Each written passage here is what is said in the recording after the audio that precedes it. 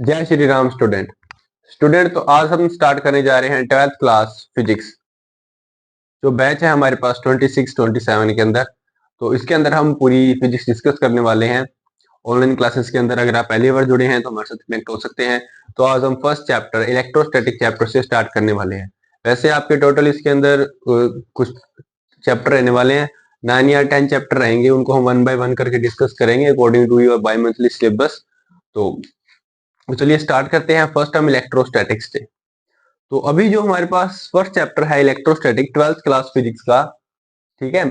अब जो हमारे पास इलेक्ट्रो का मतलब होता है, जैसे इलेक्ट्रॉन की बात करते हैं, या हम बात कर सकते हैं इलेक्ट्रो का मतलब यहाँ पे कोई भी चार्ज है। इलेक्ट्रो का मतलब क्या है, यहाँ पे एक इलेक्ट्रॉन, क्या मान लो इलेक्ट्रॉन पे क्या होता है, चार्ज होता है, चार्ज। और स्टैटिक्स का मतलब होता है रेस्ट। तो इलेक्ट्रोस्टैटिक्स का मतलब हो गया चार्जेस एट रेस्ट। हमारे पास जो भी चार्ज है जिसके बारे में हमें स्टडी करना है इस चैप्टर के अंदर, वो सारे चार्ज क्या होंगे, रेस्ट के ऊपर होंगे। ठीक है।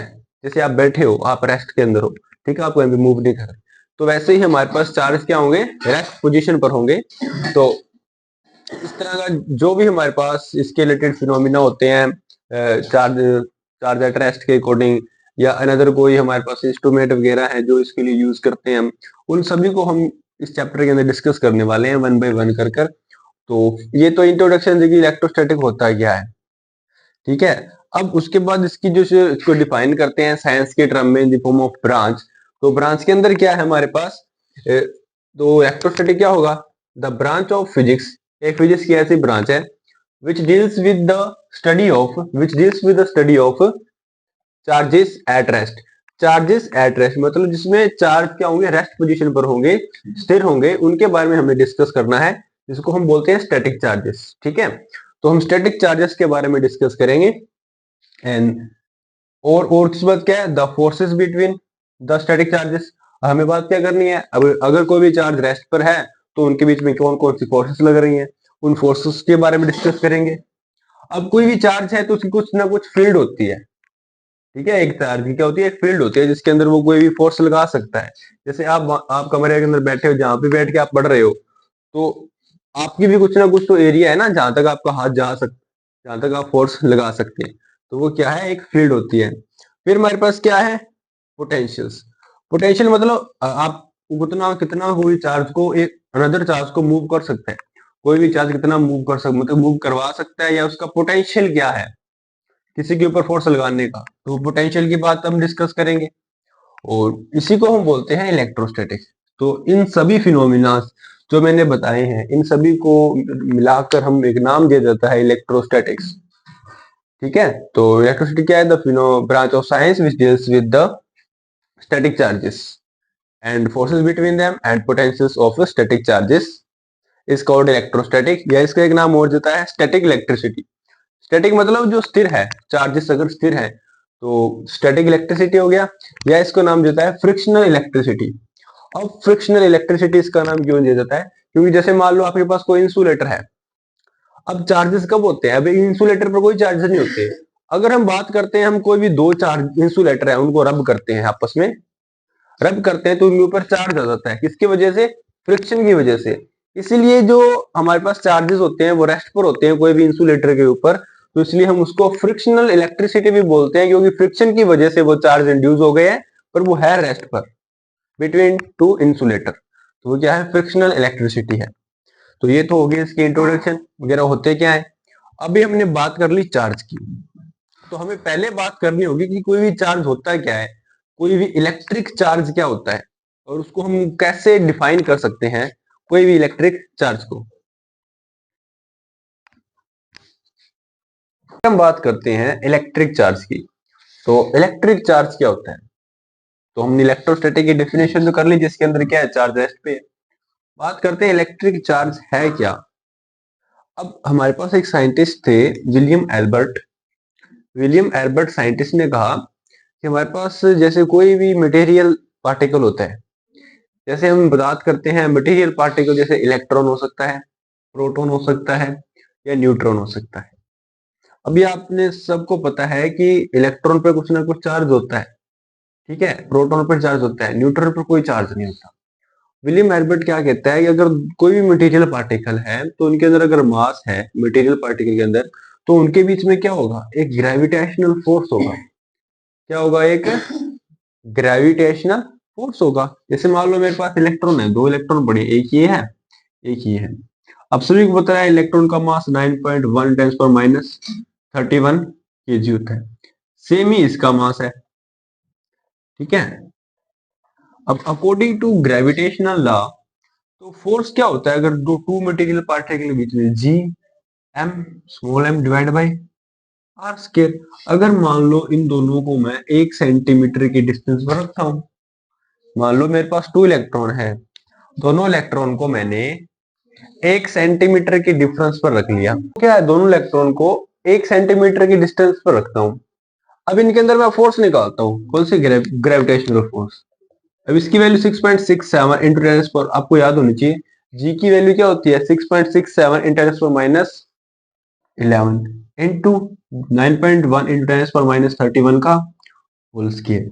और जहाँ पे जो आर है वो सेंटीमीटर में, उसको मीटर में करेंगे तो 10 की पावर माइनस 2 मीटर होगा, और उसकी क्या है, स्क्वायर है।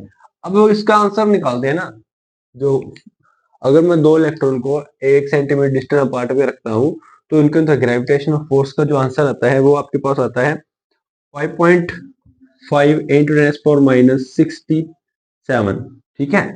अब ये न्यूटन के अंदर होगा, तो ये आंसर आ रहा है। अब इसके ऑपोजिट हमारे पास क्या है, अगर आपको पता है अगर कोई भी चार्जेस है, ये नेगेटिव चार्ज है, तो ये नेगेटिव चार्ज आपस में क्या करेंगे, रिपेल करेंगे। तो अगर ये दोनों इलेक्ट्रॉन आपस में जो रिपेल कर रहे हैं, तो इनके अंदर जो फोर्स ऑफ रिपल्शन होता है ना, वो निकल के आता है आपके पास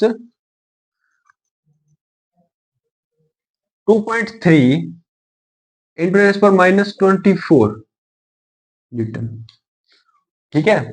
ये तो ग्रेविटेशनल फोर्स है ड्यू टू मासेस की वजह। ये क्या है, रिपल्शन की वजह से फोर्स है, ठीक है। अगर दो इलेक्ट्रॉन पड़े हैं उनके अंदर क्या है, रिपल्शन हो रही है, तो ये मास की वजह से आ गया, ये रिपल्शन की वजह से आ गया। अभी हमारे पास जहां से देखना, जो ये दो इलेक्ट्रॉन को मैं कांटेक्ट में रखता हूँ 1 सेंटीमीटर अपार्ट में, तो उनके अंदर ग्रेविटेशनल फोर्स ही है, ये इलेक्ट्रोस्टैटिक फोर्स है। अभी साइंटिस्ट क्या बोलते हैं, जो ग्रेविटेशनल फोर्स है वो तो मास की वजह से है, बट जो ये रिपल्शन का फोर्स है ये कहां से आया। तो उन्होंने बताया अगर कोई भी हमारे पास बॉडी है, या मतलब कोई भी एक मटेरियल पार्टिकल है, चार्ज क्या है, उसकी एक एडिशनल प्रॉपर्टी है। चार्ज उसकी क्या है, एक एडिशनल प्रॉपर्टी है, ठीक है। तो ये क्या था, फोर्सेस, ये दो क्या, दो पार्टिकल के बीच में फोर्सेस हैं, तो चार्जेस का एक फोर्स ही होता है। वो क्या कहता है, द चार्जेस क्या होती हैं, उसके बाद उन्हें चार्ज को डिफाइन किया, the charge are additional property,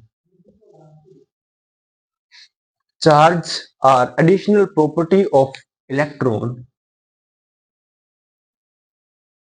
charge are additional property of electron which give rise, which give rises give rises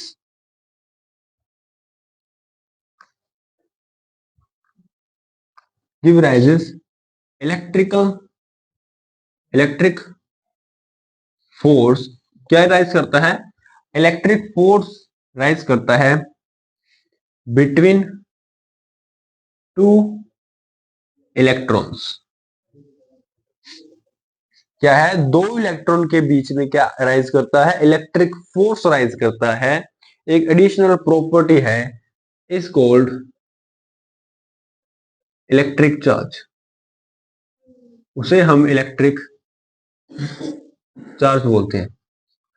तो अभी फिजिक्स में टर्म में आपको पता होना चाहिए कि इलेक्ट्रिक चार्ज क्या है। इलेक्ट्रिक चार्ज कोई भी मटेरियल पे, ऐसे नहीं बोले कोई भी मटेरियल पर कोई चार्ज हो सकता है, नॉट, एक ऐसी फोर्स है, ठीक है, बिटवीन टू इलेक्ट्रॉन्स, मतलब इलेक्ट्रॉन के ऊपर एक ऐसी प्रॉपर्टी इलेक्ट्रॉन की जो कि दो इलेक्ट्रॉन के बीच में एक इलेक्ट्रिक फोर्स अराइज कर देती है। क्या है, एक इलेक्ट्रॉन की ऐसी प्रॉपर्टी जो कि दो इलेक्ट्रॉन के बीच में एक इलेक्ट्रिक फोर्स अराइज कर देती है, जिसको हम बोलते हैं इलेक्ट्रिक चार्ज, ठीक है।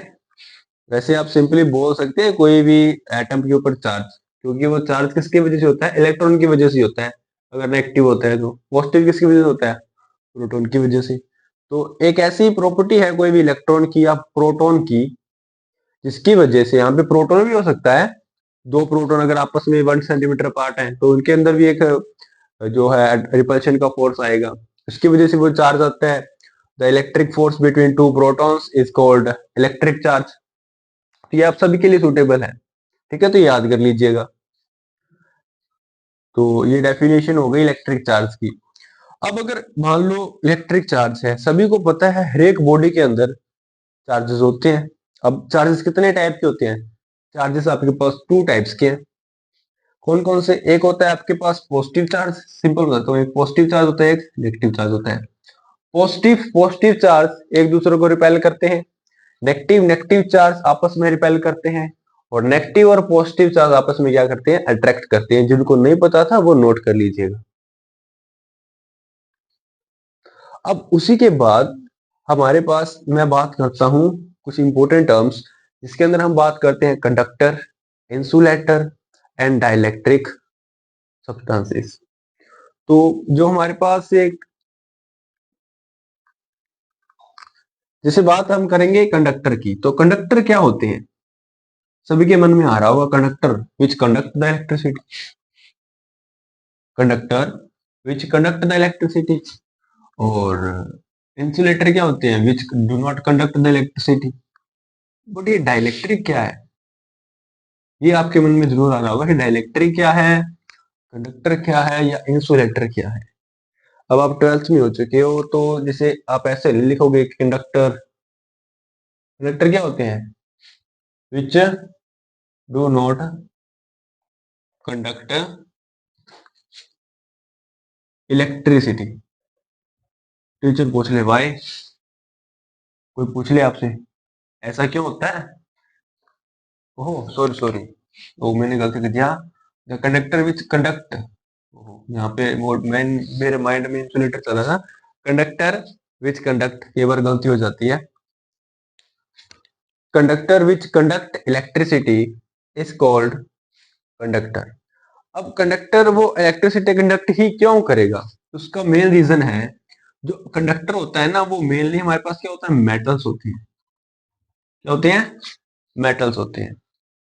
तो जो जितने भी मेटल हैं उनके पास हमारे पास क्या होते हैं, फ्री इलेक्ट्रॉन्स प्रेजेंट होती है। क्या होते हैं, फ्री इलेक्ट्रॉन्स। मेटल के अलावा हमारे पास क्या आयंस भी हो सकते हैं इसके अंदर, इसको हम इलेक्ट्रोलाइट बोलते हैं। इसके अंदर क्या होते हैं, पॉजिटिव और नेगेटिव चार्जेस होते हैं।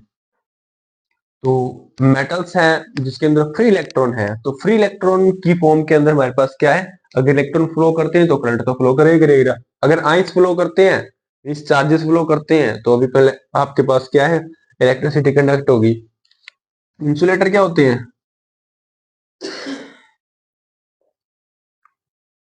इंसुलेटर वो सब्सटेंसेस होते हैं विच डू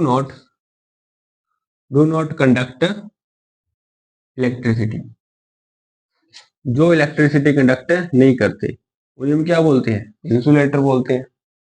अब इंसुलेटर के एग्जांपल क्या है आपके पास, एग्जांपल रबर, प्लास्टिक, ठीक है, बहुत सारी चीजें हो सकती हैं, रबर, प्लास्टिक।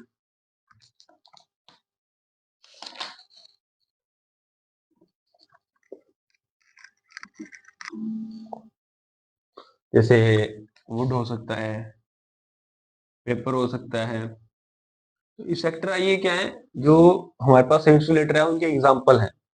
तो इंसुलेटर में ऐसी कौन सी प्रॉपर्टी है जिसके कारण वो इलेक्ट्रिसिटी कंडक्ट नहीं करता, तो ऊपर वाली दोनों प्रॉपर्टी नहीं होंगी। तो एक तो उसके पास फ्री इलेक्ट्रॉन नहीं है, ना ही उसके पास क्या है, आयंस है, फ्री इलेक्ट्रॉन भी नहीं है, आयंस भी नहीं है। अब ये होता किसकी वजह से है, उसका रीजन क्या है, जो हमारे पास इंसुलेटर होगा, कोई भी सब्सटेंस होगा, उसके अंदर जो बॉन्डिंग होती है ना, बॉन्डिंग, एक तो वो टाइट होती है, ठीक है, और जो बॉन्डिंग होती है उसके अंदर कोई फ्री इलेक्ट्रॉन अवेलेबल ही नहीं रहता। जैसे आप केमिस्ट्री में करते हैं, जैसे क्या होता है, हम बॉन्ड बनाते हैं कि कोई भी एटम है वो स्टेबल हो जाएगा फुल, तो क्या अगर सारे बॉन्ड बन जाते हैं प्रॉपरली, कोई इलेक्ट्रॉन फ्री नहीं रहता है, जिसके कारण क्या होता है कि हमारे पास कोई फ्री इलेक्ट्रॉन नहीं है, तो कोई इलेक्ट्रॉन चार्ज मूव भी नहीं करेगा। अगर चार्ज मूव नहीं करेगा तो वह एज ए इंसुलेटर की तरह एक्ट कर सकते हैं। हो सकता है कुछ मेटल भी हैं जो इलेक्ट्रिसिटी कंडक्ट ना करें, क्योंकि हो सकता है, एक्सेप्शनली बोल रहा हूँ, वैसे होता नहीं है। तो कुछ सब्सटेंस ऐसे भी होते हैं जिनके अंदर क्या है, सारे इलेक्ट्रॉन कंप्लीटली बाइंड होते हैं, वो किधर भी मूव नहीं कर सकते, इसलिए वो इलेक्ट्रिसिटी कंडक्ट नहीं कर सकते। उनको हम नाम देते हैं इंसुलेटर। अब इंसुलेटर के बाद हम बात करते हैं डाइलेक्ट्रिक्स की। जो हमारे पास डाइलेक्ट्रिक्स होते हैं ना, ये भी होते तो इंसुलेटर ही है। क्या है, डाइलेक्ट्रिक हमारे पास क्या है, इंसुलेटर ही है। बट ये होते क्या है, इंसुलेटर ही है, but under under electric effect. Electric मतलब हम कोई भी इलेक्ट्रिक फील्ड लगा दें, अगर हम कोई चार्ज रख दें अंडर इलेक्ट्रिक इफेक्ट। अब जैसे मान सकता हूं, जैसे मान लो कोई भी चार्ज नहीं है, जैसे मान लो ये सीट है एक, इसमें कोई चार्ज नहीं है। मैंने क्या कर दिया, एक पास एक तरफ इसके पॉजिटिव चार्ज रख दिया, दूसरी तरफ नेगेटिव चार्ज रख दिया। एक सीट के अराउंड पॉजिटिव और नेगेटिव चार्ज रख दिए, मतलब मैंने इलेक्ट्रिक फील्ड, मतलब कोई भी इलेक्ट्रिक चार्ज रख दिया, जिसके कारण क्या होगा, ये है था इंसुलेटर, बट इसके अंदर क्या होगा, इसके अंदर चार्ज इंड्यूस हो जाएगा। क्या है, चार्ज इंड्यूस हो जाएगा। अब जो इंड्यूस चार्ज हो गया, अब मैं क्या करूंगा, इन दोनों को हटा दूंगा। ठीक है, जैसे हटाऊंगा सारा चार्ज वापस चला जाएगा।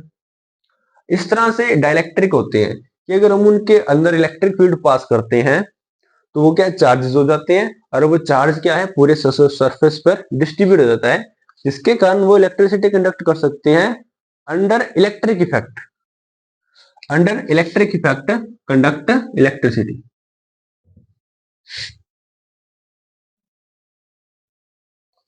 जैसे आपको मैं इसकी एग्जांपल बताता हूँ, जैसे सबके घर पे फैन होगा, फैन के अंदर एक वो होता है, कैपेसिटर बोलते हैं जिसको, व्हाइट कलर का होता है। ठीक है, उसके अंदर आप देखते होंगे कि उसके अंदर जैसे आप उसको खोल देते हैं ना सब कुछ, उसके अंदर एक पतला सा कपड़ा सा निकलता है, कवर सा, वो एक इंसुलेटर ही होता है, मतलब डाइलेक्ट्रिक होता है। जैसे हम इलेक्ट्रिसिटी पास करते हैं वो कंडक्ट करना स्टार्ट कर देता है। ठीक है, कभी नोट किया होगा, कोई बात नहीं, मैं वो दिखा दूंगा आपको। तो स्टूडेंट, इसके साथ ये वीडियो हम यहीं पे समाप्त करते हैं और मिलते हैं नेक्स्ट लेक्चर के अंदर। ठीक है, वीडियो को लाइक कर